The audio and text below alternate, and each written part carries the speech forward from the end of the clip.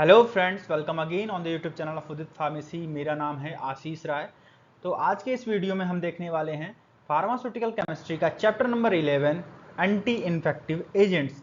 तो anti infective agents काफ़ी लेंदी chapter है, तो इसको मैंने दो पार्ट में कन्वर्ट किया है। फर्स्ट पार्ट में मैं कवर करूँगा शुरू के कुछ क्लासेस, आफ्टर दैट मैं बाकी क्लासेस को भी अगले पार्ट में कवर करूँगा। अभी आपने अगर चैप्टर 11 के पहले वाले सारे चैप्टर्स कवर कर लिए हैं तो बहुत अच्छी बात है, अगर नहीं देखे तो जरूर एक बार देखिए, आपके एग्जाम में काफ़ी हेल्प होगा उन वीडियोस से। ठीक है, बाकी आपको डिटेल में अगर कोर्सेज के फीडबैक चाहिए, कोर्सेज के जानकारी चाहिए सारे सब्जेक्ट्स की, तो आप उदित फार्मेसी ऐप पे विजिट करिए, वहाँ पे आपको सारी जानकारी मिल जाएगी। चलिए, तो आज की वीडियो में को शुरू करते हैं। सबसे पहले चैप्टर 11 में एंटी इन्फेक्टिव एजेंट्स में सबसे पहला क्लास हम पढ़ेंगे एंटी फंगल एजेंट्स। ठीक है, तो जैसा कि यहाँ पे वर्ड ही डिफाइन कर रहा है एंटी फंगल एजेंट्स, तो ऐसी बीमारियां जिसका कारण क्या है, फंगस है। ठीक है, फंगस, फंगी, फंगस बोलो चाहे फंगी, फंगी या फंगी की वजह से अगर आपके बॉडी में कोई इन्फेक्शन हो गया है तो उस कंडीशंस में हम एंटी फंगल ड्रग्स देते हैं। ठीक है, तो चलिए एक एक पॉइंट डिस्कस करते हैं। Anti fungal agents are the drug use to treat fungal infection. जैसा कि ये दवाएं किस किस बीमारी में यूज होती हैं, फंगल इन्फेक्शन। फंगी के द्वारा अगर कोई इन्फेक्शन आपकी बॉडी में हुआ है तो आपको anti fungal agents, anti fungal drugs दी जाती हैं। चलिए, अब ये ड्रग्स हम अप्लाई कैसे करते हैं अपनी बॉडी में? अप्लाई टॉपिकली, हम सरफेस पे स्किन के ऊपर लगाते। टॉपिकली मतलब जैसे कि क्रीम हो गया, ऑइंटमेंट्स हो गए, ये सब स्किन पे लगाते हैं। जैसे कहीं नहीं, अभी मैं आपको इमेजेस में दिखाऊंगा अगले स्लाइड में कि कैसे पहचानेंगे कि यहाँ पे फंगस ग्रोथ किया है, फंगल इन्फेक्शन हो चुका है आपकी बॉडी में। ठीक है, चलिए, तो अब पहला एप्लीकेशन टॉपिकली दे सकते हो और the infected side are taken orally. तो दो तरीके से हम इसकी दवाइयां इस्तेमाल करते हैं अपनी बॉडी पे। एक तो डायरेक्ट हम ओरली ले लें, ठीक है, कोई टैबलेट, कैप्सूल, कुछ भी हो। और दूसरा कंडीशन क्या होता है, टॉपिकली हम क्रीम, कोई भी ऑइंटमेंट होता है उसको लगा के भी हम ट्रीट करा सकते हैं फंगल इन्फेक्शन को। ठीक है, चलिए, अब antifungal medication also known as antimycotic medication. Antimycotic medication के नाम से भी एंटीफंगल्स को जाना जाता है। तो अगर एग्जाम में आपके एंटीफंगल पूछे, एंटीमाइकोटिक पूछे, तो आपको आंसर सेम रखना है, एंटीफंगल ही समझना है। ठीक, अब देखिए अगला पॉइंट क्या बोल रहा है, antifungal drugs can work in two ways. दो तरीके से एंटीफंगल वर्क करते हैं। पहला तरीका by direct killing fungal cell, जो सेल्स जैसे कि बॉडी में आपके कहीं भी, मान लीजिए आपके पैरों में, ठीक है, मान लीजिए आपके पैरों में इन्फेक्शन हो गया है इस पोजीशन पे, तो यहाँ के सेल्स खराब हो गए ना फंगस इन्फेक्शन से। पहले बात तो इन सेल को पहले वो किल कर देगा, पहला तरीका। ठीक है, पहला किल कर देगा इन फंगल सेल को, जो जो उस एरिया में पूरा फंगस फैल चुका है उन सारे को। कैसे करेगा, टॉपिकली दवाई हम देंगे। अगर उस पर क्रीम लगाते हैं तो धीरे धीरे वहां पे सूखने लगेगा, पपड़ी बनने लगेगी, तो वहां पे आपका ट्रीटमेंट शुरू हो जाता है। ठीक है, दूसरा तरीका क्या है, preventing fungal cell from growing और थ्राइविंग। ठीक है, ग्रोइंग और थ्राइविंग, तो फंगल सेल की ग्रोथ को बिल्कुल क्या करता है, ये रोक देता है। ग्रोथ नहीं होगी, किसी को खाना पानी नहीं दोगे तो अपने आप ही मर जाएगा। दो तरीके से हम एंटी फंगल एजेंट्स का इस्तेमाल करते हैं। चलिए अगली स्लाइड में, तो यहाँ पे मैंने कुछ इमेजेस डाले हैं कि देख के कैसे पहचानेंगे। जैसे देखिए यहाँ पे गर्दन पे, इसके ओठों के किनारे भी देखिए फंगल इन्फेक्शन हुआ है। तो ये सब आपको अगर कहीं बॉडी में, किसी की बॉडी में, अपनी बॉडी में कहीं दिखे तो समझ जाइए अब यहाँ पे फंगस ग्रोथ कर रहा है। फंगल इन्फेक्शन के ही ये इमेजेस हैं। ठीक है, ऐसे भी कुछ डॉट्स दिखते हैं पैरों में, तो ये फंगस ग्रोथ कर रहा है। ज़्यादातर बूढ़े लोगों में, एजेड लोगों में ऐसे नाखूनों पे ऐसा ऐसा हल्का हल्का ये सिम्टम दिखता है, तो ये सब फंगस का ग्रोथ है। ठीक है, फंगल इन्फेक्शन कुछ इमेजेस मैंने आपको दिखा दिया। अब आपके एग्जाम पॉइंट ऑफ व्यू से इंपॉर्टेंट क्या है एंटी फंगल एजेंट्स में, तो एंटी फंगल एजेंट्स का क्लासिफिकेशन बहुत इंपॉर्टेंट है।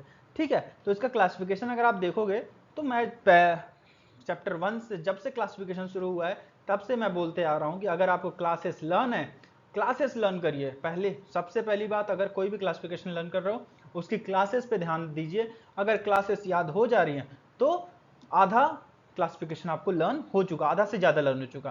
तो यहाँ पे 5 classes, antibiotics, anti metabolites, azoles, allylamine और टॉपिकल एजेंट्स। टॉपिकल एजेंट्स को अभी साइड में रखते हैं।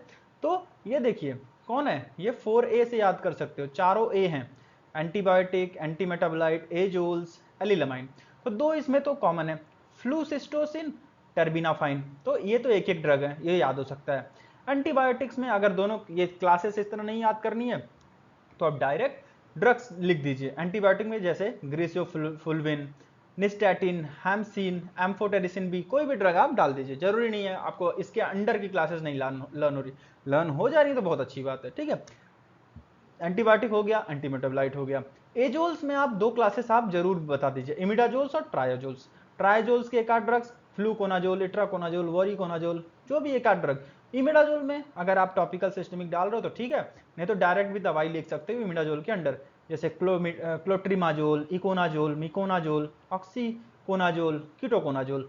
तो आप इमिडाजोल में टॉपिकल सिस्टमिक ना करो कोई बात नहीं, अगर कर रहे हो तो अच्छी बात है, नहीं कर रहे हो तो भी इमिडाजोल के अंदर एक आध दवाई, इसमें से 5 यहाँ पे दी है, कोई भी एक आध दवाई या 1 2 3 जितना भी आपको लर्न हो रहा है वो जरूर आप डाल दीजिएगा।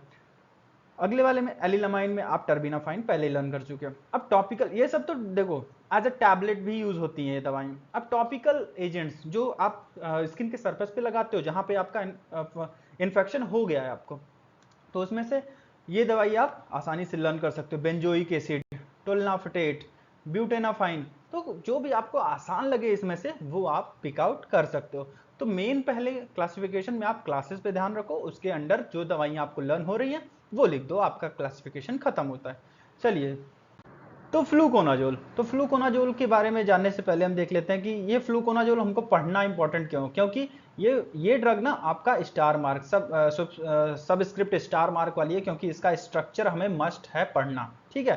तो इसका स्ट्रक्चर आया देखिए कैसे, अगर नाम देखें तो 2,4 डाइफ्लोरोफिनाइल, तो अगर नाम देखें तो यहाँ पे ब्रांचिंग है, यहाँ पे नया चेन शुरू है, तो 1 2 3 4 5 6, 2 पे फ्लोरो है, 4 पे फ्लोरो है, तो इसलिए ये क्या कहलाएगा, 2,4 डाईफ्लोरो, ठीक है, डाईफ्लोरो। और साथ में फिनाइल भी है, तो 2,4 डाईफ्लोरोफिनाइल। तो इतना पार्ट कवर हो गया, इतना पार्ट कवर हो गया।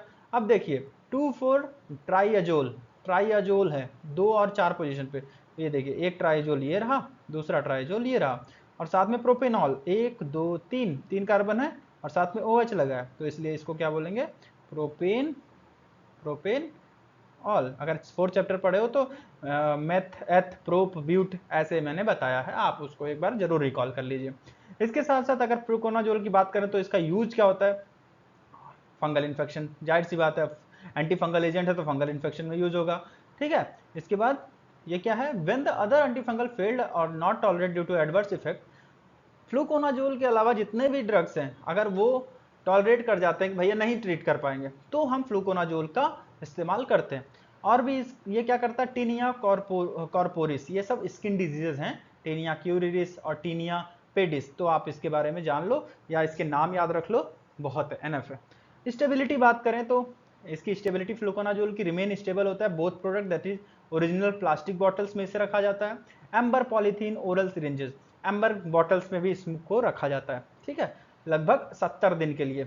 और कितने डिग्री सेल्सियस पे स्टोर किया जाता है, 22 से 25 डिग्री सेल्सियस पे, ठीक है। और ये जैसा मैंने पहले बताया कि कैप्सूल के रूप में, ओरल सस्पेंशन के रूप में ये फ्लूकोनाजोल अवेलेबल है मार्केट में।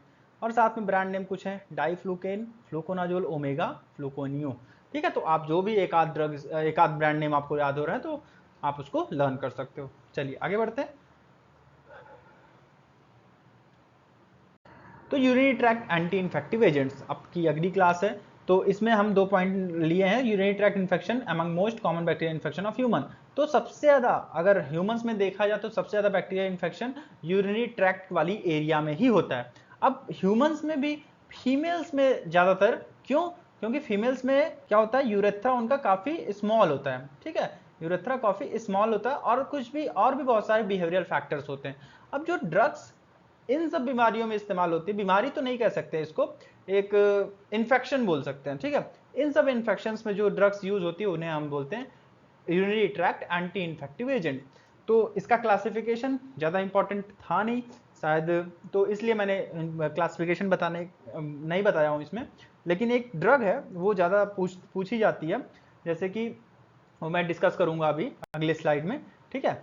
वो ड्रग मॉक्सीफ्लॉक्सासिन, ठीक है। तो इस ड्रग का स्ट्रक्चर नहीं पढ़ना आपको, इस ड्रग का क्या आपका देखना है, यूजेस देखिए। तो सबसे पहले साइनस और लंग इन्फेक्शन में ये दवाई इस्तेमाल की जाती है, ठीक है। निमोनिया हो गया, साइनेस्टिस हो गया, तो ये सब बीमारियों में ये दवाई इस्तेमाल की जाती है। Secondary infection of chronic bronchitis, ठीक है। ब्रोंकाइटिस में आपके लंग्स में जो इन्फेक्शन होते हैं, बैक्टीरियल कंजक्टिवाइटिस, बहुत सारी बीमारियों में मॉक्सीफ्लॉक्सासिन का इस्तेमाल होता है।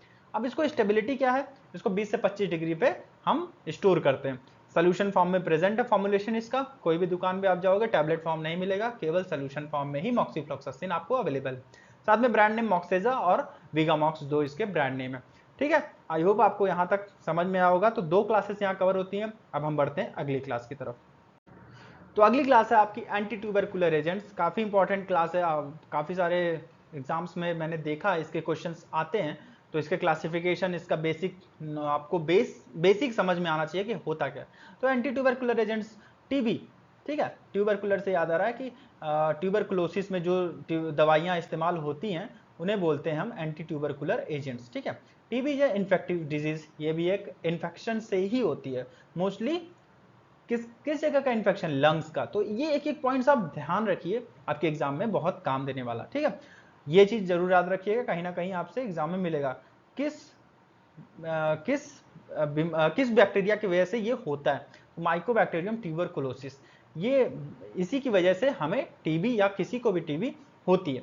And drug use to TB are use referred as anti tubercular, जो टीबी में इस्तेमाल होने वाली दवाइयों का नाम एंटी ट्यूबरकुलर एजेंट्स दिया गया। अब क्या है, एक्टिव टीबी इन्वॉल्व्स गिविंग 2 और 4 drugs simultaneously for 6 to 9 month. अगर किसी का टीबी, अभी किसी को टीबी हुआ है तो कम से कम उसे 2 से 4 ड्रग लगातार 6 से 9 महीने तक, ठीक है, 6 से 9 महीने तक वो 2 से 4 ड्रग्स उनको चलती रहेंगी। अब अगला पॉइंट में क्या है, anti tubercular drug are used in different combination, different circumstances, अलग अलग पोजीशंस में, अलग अलग कैटेगरीज में। जैसे किसी को 2 महीने का है, किसी को अभी अभी टीबी हुआ है, किसी को बहुत पुराना हो गया, तो उस हिसाब से ड्रग्स दी जाती हैं। जैसे कि यहाँ पे some of the first line drugs anti tubercular में, फर्स्ट लाइन और सेकंड लाइन दो, आप क्लासिफिकेशन अभी मैं पढ़ाऊंगा, उसमें फर्स्ट लाइन ड्रग्स होती हैं और कौन सी होती है, सेकंड लाइन ड्रग्स, ठीक है। फर्स्ट लाइन ड्रग उन्हें दी जाती है जो अभी अभी ताजे ताजे बीमार हुए हैं, जिनको इन्फेक्शन हुआ है टीबी। और सेकंड लाइन ड्रग्स जो ओवरकम, जो बीत चुके हैं, भाई फर्स्ट लाइन ड्रग उन्हें काम ही नहीं कर रही है, वो काफी लंबे समय तक टीबी से ग्रसित हैं, तो उन्हें हम सेकंड लाइन ड्रग्स देते हैं। कौन कौन सी सेकंड लाइन ड्रग्स है, कौन कौन सी फर्स्ट लाइन ड्रग है, वो हम अगले स्लाइड में बताऊंगा, ठीक है। चलिए तो क्लासिफिकेशन में आता हूं। तो क्लासिफिकेशन अगर देखो तो एंटी ट्यूबरकुलर ड्रग्स का, जैसे मैंने पहले बताया कि एंटी ट्यूबरकुलर ड्रग्स में फर्स्ट लाइन ड्रग्स और सेकंड लाइन ड्रग्स, दो लाइन की ड्रग्स चलती हैं। फर्स्ट लाइन ड्रग में आइसोनियाजिड, रिफाम्पिन, पायरिजिनामाइड, इथाम्ब्यूटॉल, स्ट्रेप्टोमाइसिन। तो आइसोनियाजिड और स्ट्रेप्टोमाइसिन, इथाम्ब्यूटॉल, ये 3 ड्रग्स आप जरूर से याद रखिए, ये फर्स्ट लाइन में ये कॉमन ड्रग्स है जो इस्तेमाल होती हैं। और सेकंड लाइन ड्रग में देखिए क्या है, एक तो फ्लोरोक्विनोलोन्स का क्लासेस 3 में डिवाइड किया, और दूसरा ओरल ड्रग्स दिया, और तीसरा इंजेक्टेबल, इंजेक्शन के द्वारा कुछ ड्रग्स दी जाती हैं, कुछ ओरली दी जाती हैं। और एक क्लास और होती है फ्लोरोक्विनोलोन्स, वो डिपेंड करता है कि ओरली प्रेजेंट है या इंजेक्टेबल प्रेजेंट है, ठीक है। फ्लोरोक्विनोलोन्स में ओफ्लॉक्सासिन, लिवोफ्लॉक्सासिन, मॉक्सीफ्लॉक्सासिन, सिप्रोफ्लॉक्सासिन। तो फ्लॉक्सासिन वाले किसमें है, फ्लोरोक्विनोलोन्स में, ठीक है, फ्लॉक्सासिन वाले। ओरल ड्रग में क्या है, ये वाली drug PaaS, para amino salicylic acid, इसका फुल फॉर्म भी पूछा जाता है कहीं, मैंने देखा है काफी पेपर्स में भी, तो इसका फुल फॉर्म आप याद रखिएगा। और किस कैटेगरी में आती है, सेकंड लाइन ड्रग है ओरल ड्रग में, ठीक है। इंजेक्टिमाइसिन में कानामाइसिन, अमिकामाइसिन, कैप्रियोमाइसिन। तो इंजेक्टेबल में ये 3 दवाइयां आती हैं। आपको जो भी लर्न हो रही है बस ध्यान रखिएगा, फर्स्ट लाइन ड्रग में 2-3 ड्रग डाल दीजिएगा, सेकंड लाइन में भी 4-5 ड्रग तो आसानी से आपको याद हो सकती है, ठीक है। चलिए इसके बाद मैं डिस्कस करने वाला हूँ अगला एक इंपॉर्टेंट स्ट्रक्चर एंटी ट्यूबरकुलर का। चलिए तो उसमें देखते हैं। तो आइसोनियाजिड, तो एंटी ट्यूबरकुलर एजेंट में मैंने डिस्कस किया करने जा रहा हूँ आइसोनियाजिड के बारे में। तो इसका केमिकल नाम और स्ट्रक्चर बहुत आसान है, पिरिमिडीन 4 कार्बोहाइड्राजाइड, ठीक है। अब पिरिमिडीन रिंग देखिए यहाँ पे आपको दिख रहा होगा, तो इस रिंग को अगर एक नाइट्रोजन लगा हुआ है उसको हम बोलते हैं पिरिमिडीन, ठीक है। तो पिरिमिडीन, इसके बाद कार्बोहाइड्राजाइड, ठीक है, कार्बोहाइड्राजाइड ये इस ग्रुप को बोलते हैं। तो दोनों ग्रुप को आपस में जोड़ दोगे तो इसका नाम बन जाएगा, ठीक है, कार्बोहाइड्राजाइड। 4 पोजीशन पे लगा हुआ है क्योंकि N 2 3 4 4 पोजीशन पे लगा है कार्बोहाइड्राजाइड। तो यहाँ से आपको नाम और स्ट्रक्चर क्लियर होता है। चलिए यूजेस में देखते हैं। Use as a drug treatment of TB infection. जाहिर सी बात है आइसोनियाजिड एंटी ट्यूबरकुलर एजेंट है तो टीबी में ही यूज होगी। स्टेबिलिटी देखें तो vials of isoniazid solution should be stored in 20 से 25 डिग्री सेल्सियस बोलिए, या इसी को 68 से 77 डिग्री फ़ारेनहाइट। और प्रोटेक्टेड फ्रॉम लाइट, लाइट से बिल्कुल प्रोटेक्ट करके रखा जाता है, धूप में या किसी भी लाइट के अंदर इसे नहीं रखा जाता है, वो बहुत ही डार्क रूम में रखा जाता है। फॉर्मुलेशन टैबलेट और सोल्यूशन, जैसे पहले बताया, सोल्यूशन इंजेक्टेबल्स के रूप में दी जाती है और टैबलेट्स ओरल दी जाती हैं। ठीक है। ब्रांड नेम नाइट्राजिड, पीएमएस, आइसोनियाजिड, तो ये ब्रांड नेम्स है आइसोनियाजिड के। तो यहाँ पे 3 क्लासेस खत्म होती हैं। अब अगली क्लास में हम डिस्कस करेंगे बाकी की 3 classes. Thank you so much video के लास्ट तक बने रहने के लिए।